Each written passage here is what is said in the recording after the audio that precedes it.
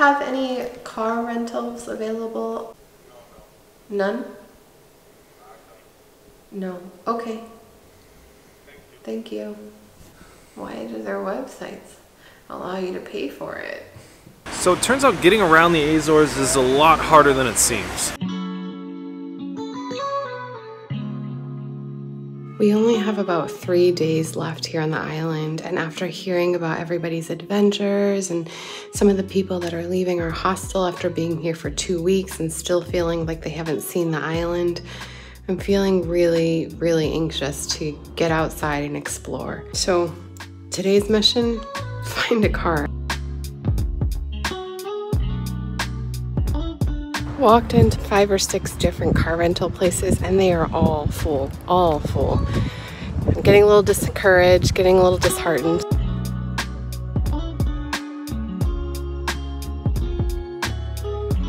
To cheer myself up, I am going into the pineapple plantation here. It's within walking distance from Ponta Delgada, about 25 minutes, and they claim to have the best pineapple in the world.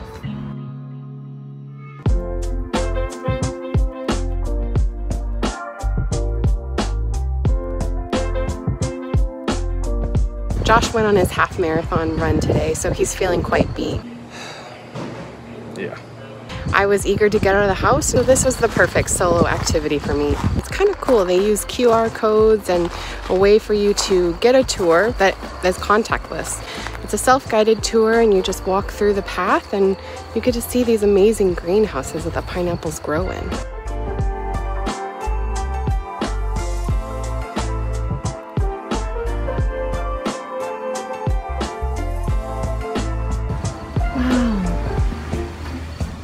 The history of these specific pineapples are super, super interesting. So they actually come from South America, and they were first seen here in Portugal on the Azores about the 18th century, and they were mostly ornamental plants. They were just for decoration until the orange, which was the prominent fruit at the time, started to disappear because of a terrible fungus disease that was overtaking the island. So it was at that time that the pineapple started to become the best fruit.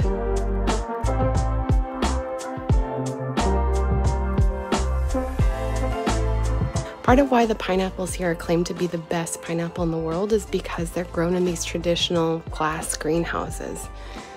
They're quite pretty, it's quite warm, but apparently this traditional Azorean method of growing pineapples is what makes them to be apparently the most tasteful, and apparently they have less sugar in them. I mean, I like the moisture in here, so I can see why the pineapples also do too. Plus, it's a really cool place to be in. I'm in a greenhouse with pineapples in the Azores. Cool.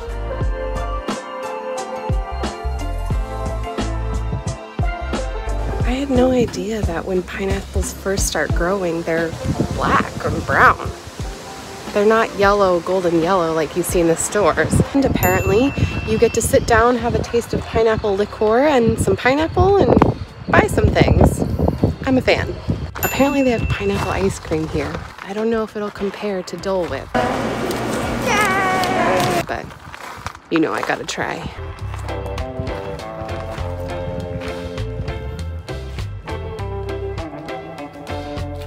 I had no idea, but apparently the process of growing and cultivating a pineapple from the very beginning, from when it's first cultivated as a little root, all the way until it turns into that yellow ripe fruit that you buy in the market, it takes about 2 years. In the process, there's some fumes and fire applied to it, and then it grows into that tasty pineapple that we love so much.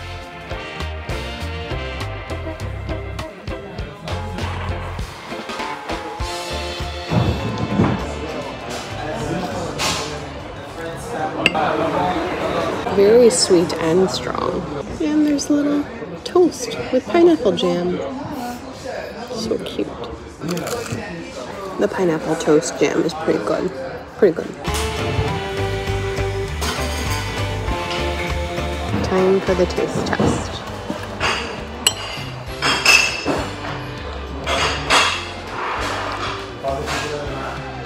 That's pretty good. That's actually quite good. Creamy, sorbet, sweet like pineapple, Not quite as good as the Dole Whip though, which I'm glad for. It's more like a sorbet, but Hawaii's Dole Whip is way better. Sorry. Well, it's raining. Okay, one of the last places that I'm trying to figure out if they have car rentals for us doesn't appear to have directions to the storefront. I'm on the side of a McDonald's over here on a dirt path and next to the highway. Oh, and it's across the highway, so that's a no-go. Full on raining now. Yeah, gonna wait this one out. Hopefully it passes in 2 minutes. If it's anything like Hawaii weather. Now, I know nobody really likes comparisons, and I actually, when I first heard about the Azores, I never really even knew that it was called the Hawaii of Europe. But I can see some glaring similarities. Pineapple plantation. I typically avoid places like this like the plague. It's these obvious tourist traps, right? Check. Tropical weather. The weather's just not agreeing today. Wow, it's really coming down. Check. Beautiful beaches and scenic lookouts, even though I haven't seen them yet. Check. And of course, a shortage of car rentals. Very, very expensive car rentals.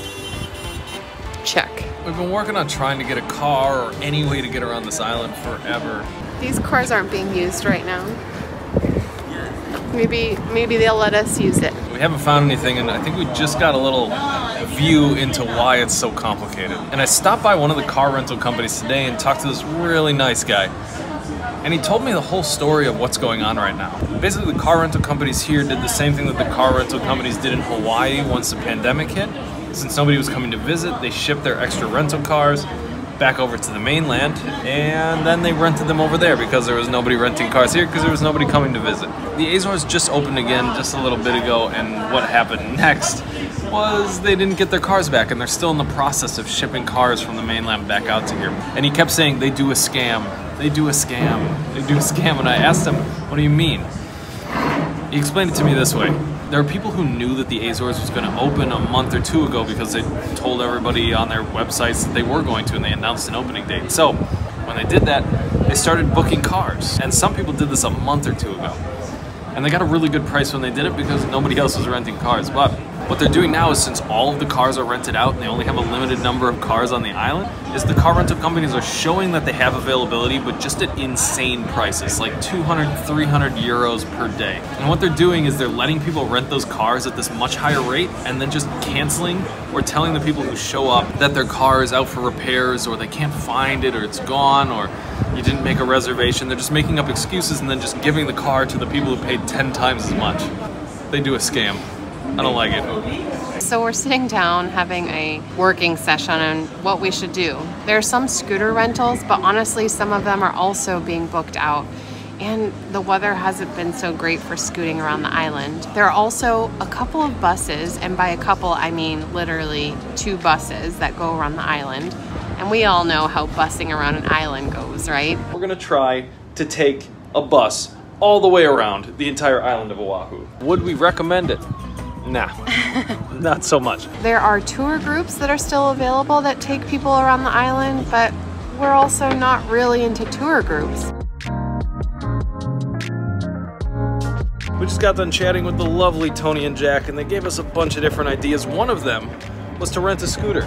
And the scooter rental place that they pointed out had availability, and we rented it. And I think it'll be okay. The place had some pretty weird reviews, but I think it'll be fine.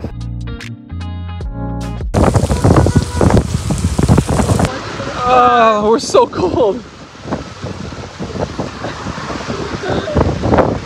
Now we know why scooters were available.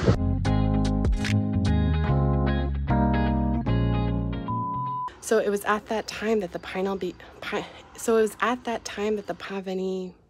and apparently they have lush.